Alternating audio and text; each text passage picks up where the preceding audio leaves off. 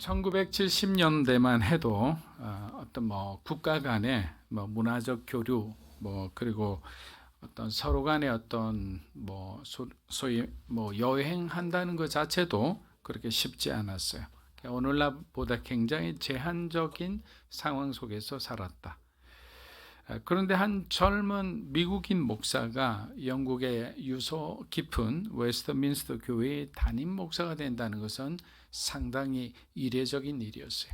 왜냐하면 영국인의 관점에서 미국인을 바라보는 것은 그다지 그 당시만 해도 좋은 관점은 아니었기 때문에, 이것은 마치 일본의 목사님이 한국에 와서 영락교회를 담임하는 것하고 비슷한 느낌이라 할 수 있습니다. 그래서 주인공인 알트 캔들 목사님은 25년 동안 영국 웨스트민스터 교회를 담임하면서 참으로 많은 일들을 겪었습니다. 처음 부임하자마자 많은 집사회와 성도들이 1년을 버티지 못할 거라고 생각했습니다. 그러나 1842년에 설립된 이 전통교회에 그리고 유명한 신학자 목회자를 배출한 그 프라이드가 충만한 이 교회에 알트 캔들 목사님은 그들에게 새로운 개혁을 일으키기 시작했습니다. 그것은 뭐냐? 목사님이 기도 중에 답을 찾았는데, 하나님이 하시면 이 세상에 변하지 않는 것은 없다라는 사실이에요. 하나님이 손대시면 반드시 그곳에는 생명이 있고 죽었던 것이 살아난다는 믿음의 확신이었어요. 그래서 성령 사역을 도입하기 시작했어요. 여러분, 우리나라 고신교단에 성령 사역 한다면 그 목사가 쫓겨나지 그대로 붙어 있을 목사가 어디 있겠습니까?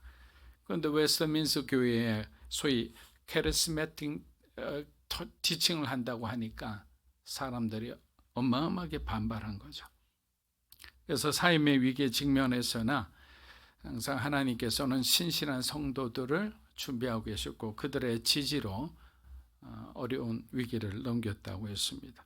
그래서 그분이 한국에 오셨을 때 강의를 하는 걸 들었는데 참으로 많은 도전과 감동을 받았습니다. 목사님은 우리가 사울과 같은 과거의 사람이 되어서는 안 된다고 하셨어요. 사울은 과거의 사람이고 사무엘은 현재의 사람이고 미래의 사람은 다윗이라 했습니다. 자, 교회의 전통은 중요하죠. 그러나 중요하지만 하나님이 일으키시는 개혁이라면 그것을 받아들여야 한다.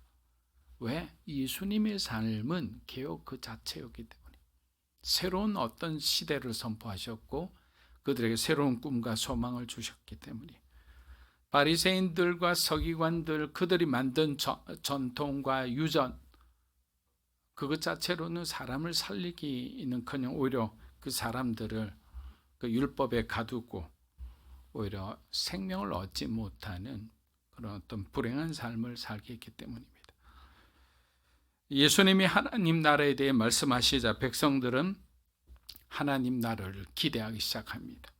그에 필요한 응당한 대가가 있다면 그래, 나를 부인하고 자기 십자가를 지라면 언제든지 질 수 있는 그런 마음을 가지게 됩니다. 그런데 우리 안에 있는 이 죄된 본성은 자꾸만 과거의 사람이 되기를 원해요. 새로운 시대를 자꾸만 막아서려 합니다. 여러분, 우리 자신을 곰곰이 생각해 보면 어떤 관점에서 어떤 일에 대해서 우리는 굉장히 개혁적인 생각을 하고 있어요. 그런데 반대로 너무나 놀라운 것은 이러한 개혁적인 생각, 변화시키고 새롭게 해보겠다는 이 도전 정신이 어떤 부분에 대해서는 굉장히 보수적이고 굉장히 그곳에 대해서 반대하는 성향을 우리가 동시에 가지고 있다는 거예요. 그래서 신앙에 있어서 왜 균형이 중요하냐면 나의 어떤 기호와 선호에 따라 우리가 이것은 개혁되어야 되고 이것은 그대로 우리가 보존되어야 되느냐, 그래서 우리의 성향에 따라 기준을 잡아서는 안 된다는. 그러면 100명이 있으면 100명 다 다른 기준인 거예요. 그래서 우리의 기준을 어디에서 삼아야 되느냐? 성경에서 우리는 지혜를 얻어야 된다. 하나님 말씀에서 우리는 그 답을 찾아야 한다는 거예요. 함께 기도할 때 하나님은 교회를 위한, 공동체에게 필요한 그런 변화에 대한, 우리에게 필요한 그런 몸부림에 대한 답을 주시겠죠. 그렇다면 과거의 사람의 대안은 뭐냐? 앞서 말씀드린 바로 내일의 사람이 되는 거예요. 하나님 나를 꿈꾸고 준비하는 사람이 되는 거예요. 근데 하나님 나를 꿈꾸고 준비한다는 것은 지금 내게 어떠한 환경에 내가 처해 있는가는 아무런 문제가 되지 않는다는 거예요.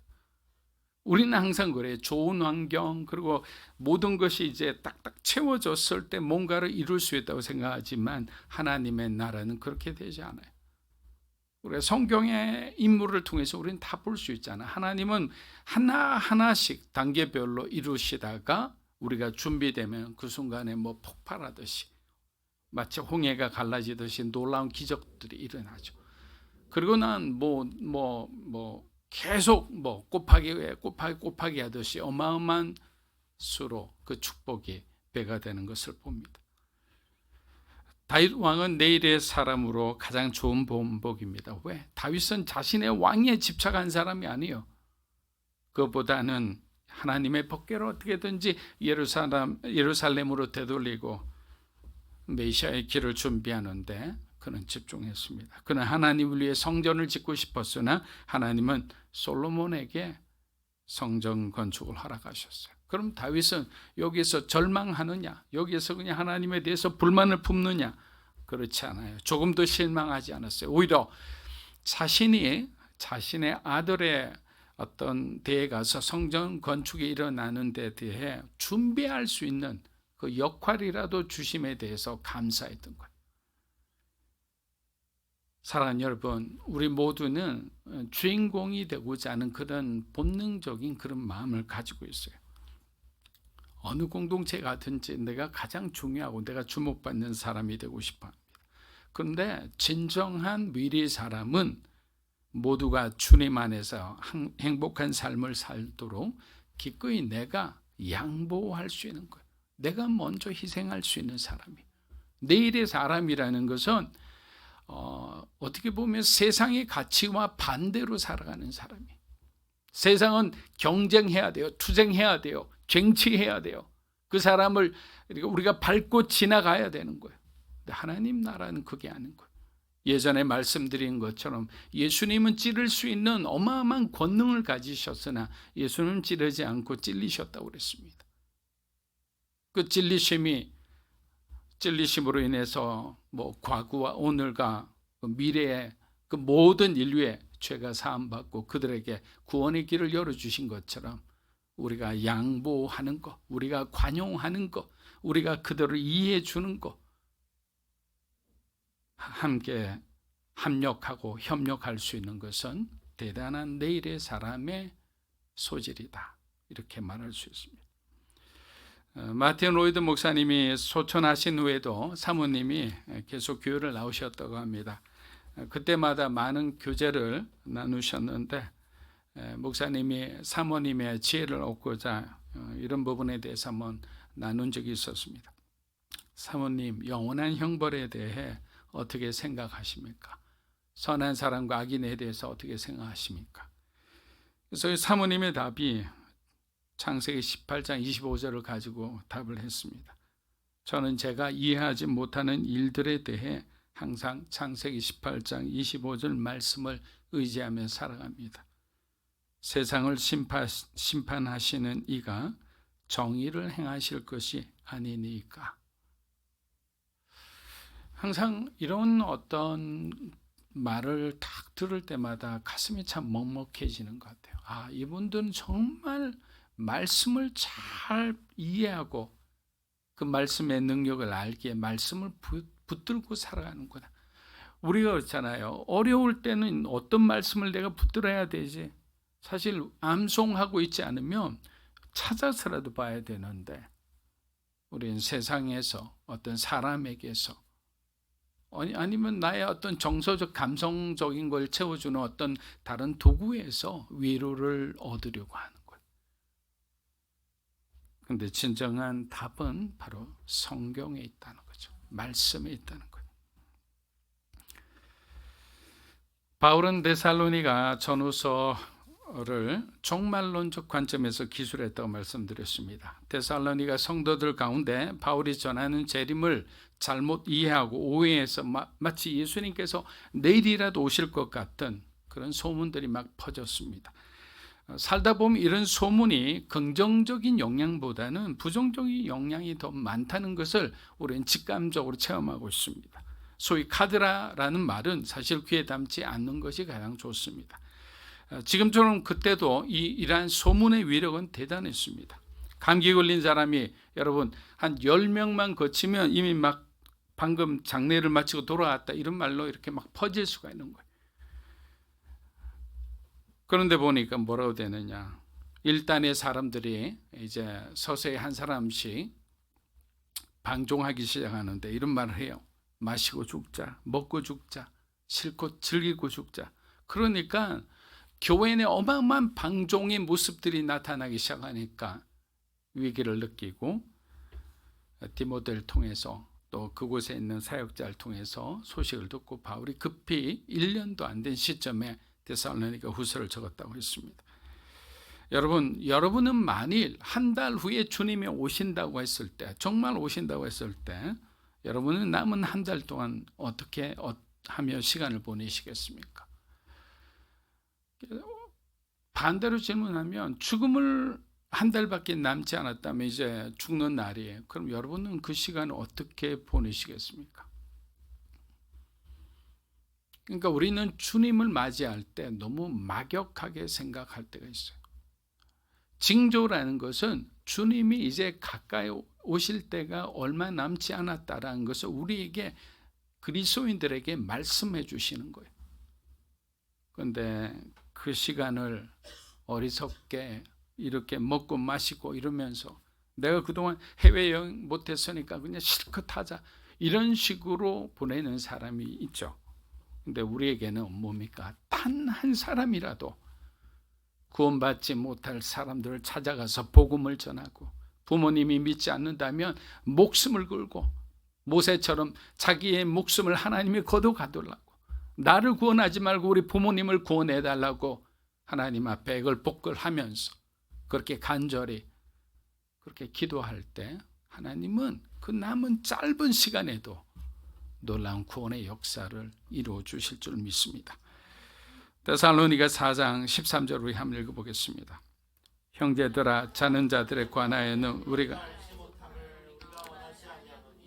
이는 소망 없는 달이 누이와 같이 슬퍼하지 않게 하려 합니다. 자, 데살로니가 교인들이 죽은 자들에 대해 걱정한 이유는 그 당시에 많은 성도들이 재림에 대한 기대를 가지고 있었고 그 재림이 그들의 삶 속에 살아있는 동안에 실제 일어날 것으로 믿었다고 했습니다. 그러나 시간이 지나면서 어떤 일이 일어났느냐, 함께 그 재림을 기대하며 살아갔던 믿음의 동역자들이 한 사람 두 사람 죽기 시작한 거죠. 그러니까 어떻게 되느냐, 그럼 죽은 사람은 어떻게 될까? 죽은 사람은 혹시 주님의 재림의 축복에서 소외되는 건 아닌가? 뭐 이런 의문들, 신학적 어떤 믿음의 의문들이 생겨났습니다. 바울은 이러한 우려를 해소하고자 그리스도인들에게 있어 죽는 것은 잠자는 것과 같다라고 표현합니다.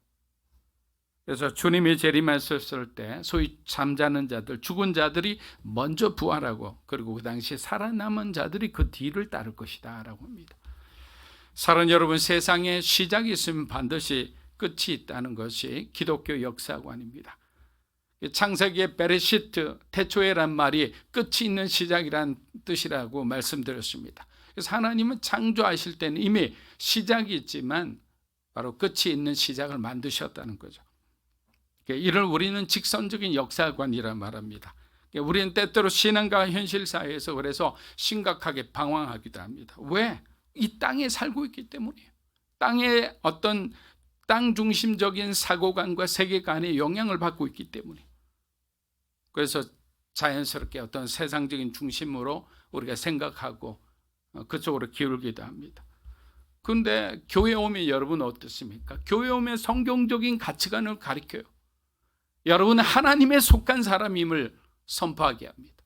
우리는 예수의 제자이지 세상에 속한 사람이 아닙니다. 세상과 구별돼야 됩니다. 하나님 앞에 하나님 그 부름받은 자로 거룩해야 됩니다. 여러분의 삶에 성화, 뭔가 거룩한 그 갈라디아서 5장의 그 말씀처럼 성령의 열매가 나타나야 됩니다. 이런 말씀을 들으니까 자꾸만 교회 와서는 정신을 바짝 차렸다가 한 수요일쯤 가면 이제 정신을 또 잃어요. 다시 이제 토요일부터 이제 정신을 차리기 시작해서 주일날 와서 듣고 그렇지. 이것이 자꾸만 반복하는 거예요.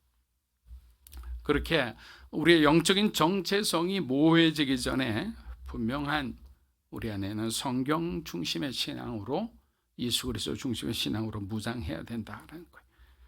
주님의 재림을 소망하며 살아가는 사람들은 세상에서 일하는 목적도 다르죠. 여러분도 그리하리라 믿습니다. 왜?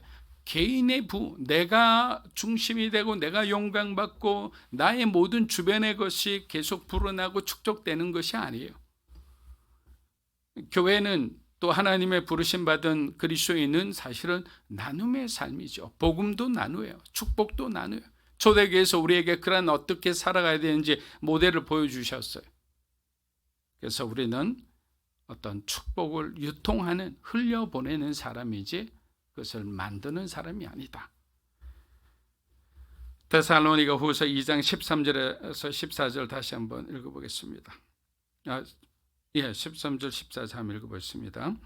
주께서 사랑하시는 형제들아, 우리가 항상 너희에 관하여 마땅히 하나님께 감사할 것은 하나님이 처음부터 너희를 택하사 성령의 거룩히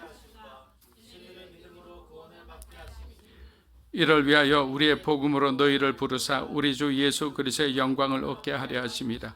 자, 데살로니가 후서 2장 13절에서 17절은 데살로니가 교인들의 이 견고함에 대한 바울의 확신이에요.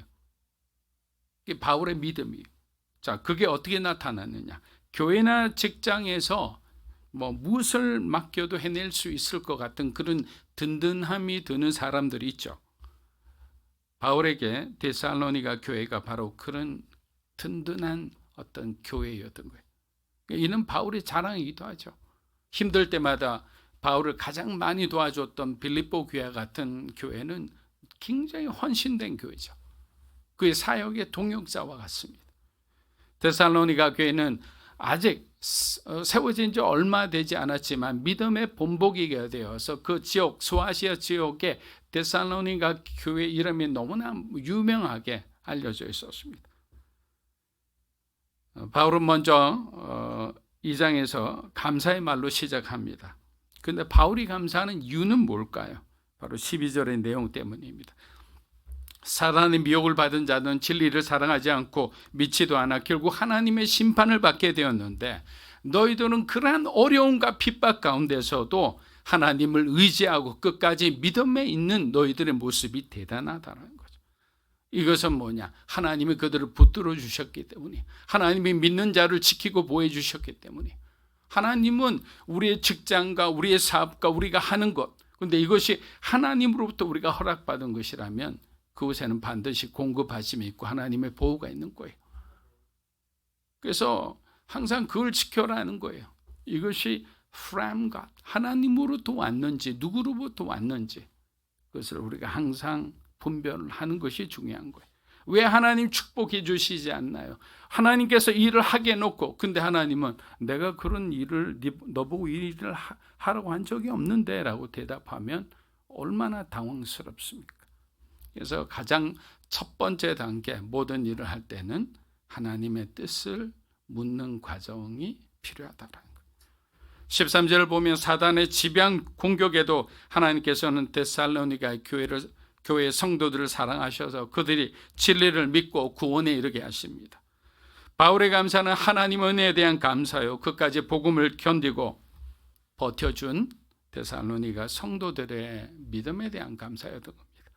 여러분, 이는 마치 그런 것 같아요. 전쟁터에 굉장히 요새 중요한 고지인데 몇 사람이 없어요. 왜? 전쟁의 어떤 상황상 몇 사람이 가서 지켜야 되는 거예요. 그런데 수천 명이 왔는데 그 고지를 이 사람들이 몇 날 밤 며칠을 싸우면서도 포기하지 않고 그 고지를 지켜낸 것과 마찬가지. 믿음을 지켜낸 거. 그때 바울이 그 고지를 지킨 사람들에게 전화를 걸어서 예를 들면 그거예요. 그때 뭐 그 사람들 앞에 너희들 너무 수고했다, 고맙다 이렇게 할 때 그 마음이 지금 여기서 말하는 감사라는 말로 표현된 겁니다. 사랑하는 여러분, 만일 세상의 헛된 풍조나 거짓된 이단 사상이 많은 사람의 믿음을 혼잡하게 한다면 그때 여러분은 하나님이 여러분을 선택해서 하셨다는 사실을 여러분들이 반드시 기억하시기를 축복합니다. 왜? 우리는 하나님의 부르심대로 살아가고 있는 거예요. 그런데 선택은 뭐냐? 신학적으로 이렇게 표현을 해요. 하나님의 타락한 인간의 구원을 위해 베푸신 첫 번째 은혜가 하나님의 선택이라는 거예요. 선택받지 못한 사람은 중생도 없고 회개도 불가능한 거예요. 박윤선 목사님, 유명한 신학자이신 분은 선택은 구원으로 가는 길에 필요한 미천을 주신 것이다, 이렇게 표현하기도 합니다. 그렇게 현재 우리의 신앙은 어떤 거냐? 하나님이 우리를 택하신 결과가 지금 저와 여러분이 이곳에서 예배드리고 있는 거예요. 물론 여기에는 많은 신학적 논쟁이 있죠. 좀 더 아주 심오한 고찰들이 필요합니다. 그러나 중요한 것은 하나님은 전지하시고 전능하시기에 우리가 태어나기 전부터 우리의 모든 것을 통찰하고 알고 계시다는 사실이 전제되어야 합니다. 여러분, 슈퍼컴퓨터에 대해서 들어보셨을 겁니다. 제가 얼마 전에 아주 재미있는 과학 기사를 보았는데 보니까 뭐라고 되어 있느냐면 슈퍼컴퓨터 안에 태어날 아기의 유전자와 그리고 기본적인 정보를 입력하면 이제 한 4, 5년 후에는 이 아이가 자라서 어떤 사람이 될 것인지를 맞출 수 있다고 합니다. 그래서 예를 들면 이 아이가 어떤 직종에서 일할지, 이 아이가 자라 어떤 성품의 사람이 되는 건지, 이 아이 안에 종교심이 있는지 없는지를 알 수 있다고 합니다. 만일 빅데이터 기반으로 부모와 조상들의 데이터가 합산된다면 훨씬 확률적으로 높은 결과를 내겠죠. 물론 100% 맞지는 않겠지만 마치 우리 MBTI 하듯이 어느 정도 확률적으로 비슷한 결과는 낼 거예요. 자, 그렇다면 제가 한 가지 말씀드리고 싶은 거는 이런 슈퍼컴퓨터가 맞추는 인간의 일생을 전지전능하신 하나님이 전혀 모르신다고 주장하고 그 선택의 완전성에 대해 의문을 가진다면 사실 대화 자체가 무의미해지는 겁니다.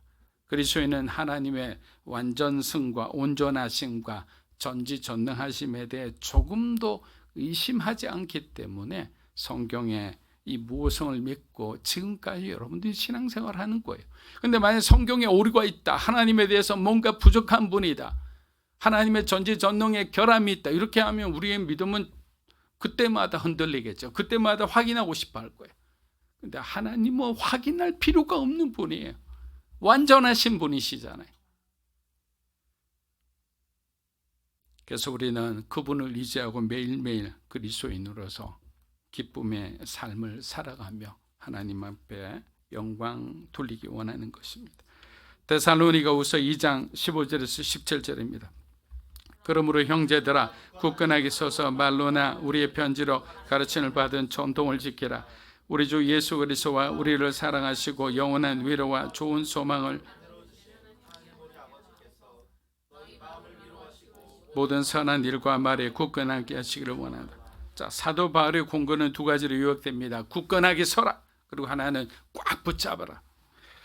이는 성도들이 주님의 인도를 따르고 하나님의 말씀에 너희가 굳건히 서야 된다는 것을 의미합니다. 여러분, 바울은 유라굴로 광풍을 경험했습니다. 어마어마하게 배가 흔들리는 가운데 바울 역시 배에 어떤 든든한 기둥을 붙잡고 있지 않으면, 그리고 꽉 두 발로 버티고 서 있지 않으면 살아날 수 없다는 것을 자신은 어떤 그 배 속에서 경험한 거예요. 그런데 이제 인생을 살아가는데 그러면 우리가 굳건히 발을 디뎌야 할 것은 뭐냐? 말씀이죠. 하나님의 은혜죠. 하나님의 은혜 안에, 그 말씀 안에 우리가 기초를 세우고, 그리고 난 뒤에 무엇을 붙잡아야 돼요? 하나님의 말씀을 붙잡죠. 말씀 위에 말씀을 붙잡아 오세요. 누가복음 11장에 나오는 이야기처럼 귀신은 물 없는 곳으로 다니며 공격할 사람을 찾습니다. 여기서 물 없는 곳이란 하나님의 말씀으로 무장하지 않은 영혼입니다. 은혜가 메말라 버린 영혼입니다. 공격 대상은 많지가 않아요.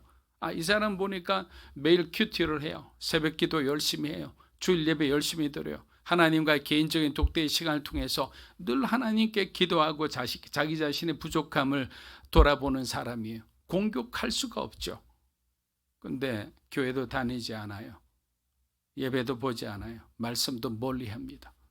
그럼 그 사람은 과거에는 그리스도인이었으나 신실했으나 믿음이 강했으나 지금은 그 사람은 사단의 먹이가 되는 거예요. 11장에서 그대로 보여주는 거예요. 매일매일 삶이 고난의 연속이 됩니다. 이처럼 말씀으로 세워지지 않은 사람, 말씀을 붙들고 있지 않은 사람은 세상의 유혹에 넘어가기 쉬운 것입니다. 자, 그리고 사도 바울이 우리에게 붙잡으라고 그랬잖아요. 근데 이 붙잡으라는 것은 전통이 아니에요. 여기서 말하는 전통이라는 것은 어떤 전통을 말하느냐? 바리새인과 서기관들 이 종교 지도자들이 만든 전통과 유전이 아니라 바로 사도들의 가르침, 예수 그리스도의 가르침을 너희는 따르라는 것. 다른 것을 따르지 말고 주님이 우리에게 말씀하신 것들, 사도들이 너희에게 가르쳐준 그것을 기반으로 너희들의 신앙에 자라야 할 것이라고 하는 거예요. 자, 데살로니가후서 3장 1절에서 2절 우리 한번 읽어보겠습니다. 끝으로 형제들아 너희는 우리를 위하여 기도하기를 주의 말씀이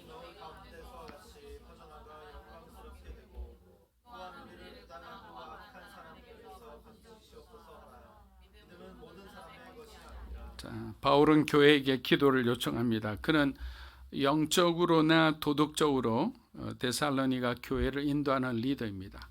네, 여러분에게 부탁드린 것은 기도라는 것은 우리가 간구도 있고 종류가 많잖아요. 누군가를 위해서 우리가 중보하는 것도 있는데 중보는 예수님만이 할 수 있으니까 가급적 중보라는 말은 빼겠습니다. 방패 기도도 있죠. 또 때로는 짧게 화살 기도하면서 영적 전쟁하는 기도도 있죠. 하나님을 묵상하고 하나님께 감사하는 기도도 있고 찬양하는 기도도 있고 너무나 많아요. 근데 기도하고 죄가 가지는 공통점이 하나 있는데 그것은 뭐냐? 드러나는 순간 그래서 어마어마한 능력을 가지게 돼요. 죄는 드러나는 순간 죄의 능력이 없어져 버립니다. 그러나 기도는 함께 기도하는 순간에 어마어마한 능력을 가지죠. 그래서 여러분들이 기도 제목을 나누는 것을 너무 부끄러워하지 마세요. 담임 목사를 비롯해 교육자들, 리더십들은 성도를 위해서 기도합니다. 순장은 순원을 위해서 기도합니다. 그럼 순원과 그리고 일반 성도들은 리더십을 위해서 강단에 서야 되는 사람을 위해 기도해야 되겠죠. 여러분 리더십의 자리에 또 중요한 위치에 서 있어 본 사람은 여러분들이 느낄 거예요. 기도하지 않고 이곳에 와서 찬양 인도를 하거나 말씀을 전하거나 강의를 하거나 뭔가를 인도할 때 여러분들 은혜가 메말랐을 때 그 당황함을 한두 번 느껴보셨을 겁니다. 원고는 완벽한데 아무것도 생각이 나지 않아요. 왜? 하나님의 은혜를 주시지 않잖아요. 기름 부음이 위에서 내려오는데 위에서 내려오는 기름 부음이 하나님이 선택하신 사람을 통해 흘러가서 여러분에게 흘러가는데 꼭지를 잠그신 거죠. 왜? 내가 기도라는 것은 일에 대해서 내가 아무것도 할 수 없음을 항복 선언하는 거잖아요. 하나님, 내가 어떻게 설교할 수 있겠습니까? 하나님이 나에게 은혜를 주셔야만 내가 주님이 주시는 것만 전할 수 있는 사람이다. 이렇게 만약에 우리가 기도했다면 하나님은 그 사람을 쓰시겠죠. 사업도 마찬가지예요. 직장에서 일도 마찬가지예요. 중요한 프로젝트가 있다. 그럼 여러분들 프로젝트 기존에 경험이 많은 사람, 전문적인 지식을 가진 사람은 이거 이렇게 하면 돼. 이렇게 하기 쉬워요. 근데 저와 여러분은 어떻게 해야 됩니까? 그 사람이 크리스찬이라면 우리 한번 기도해 보자. 하나님께서 이 문제에 대해서 우리의 이 진로에 대해서 어떻게 생각하고 계시는지 주님의 뜻을 우리가 먼저 물어보자. 그리고 같이 손잡고 기도합니다. 하루 이틀. 근데 어느 날 새벽기도 혼자 묵상하는데 그 리더에게 하나님이 계시를 해줘요. 내가 원하는 그림은 이 그림이다. 너희가 이렇게 순종하기를 원합니다. 그런데 생각 쉽게 순종하기 힘든 그런 어떤 결론을 냈어요. 어떻게 하시겠습니까? 순종해야죠. 그 길이 답이기 때문에. 여러분, 하나님은 하는 인내로 우리를 기다려 주셨어요. 그러나 우리는 항상 하나님의 마음을 아프게 했습니다. 주님의 인내와 죽음은 죄인된 우리를 하나님의 아들의 위치까지 오르게 하셨습니다. 이제는 우리가 주님께 사랑과 충성을 보여드렸으면 합니다. 한 주간도 여러분의 삶이 예수가 중심이 되고 주님의 군사가 되어 그 영적 모든 전쟁에서 승리하시기를 주의 이름으로 축복합니다.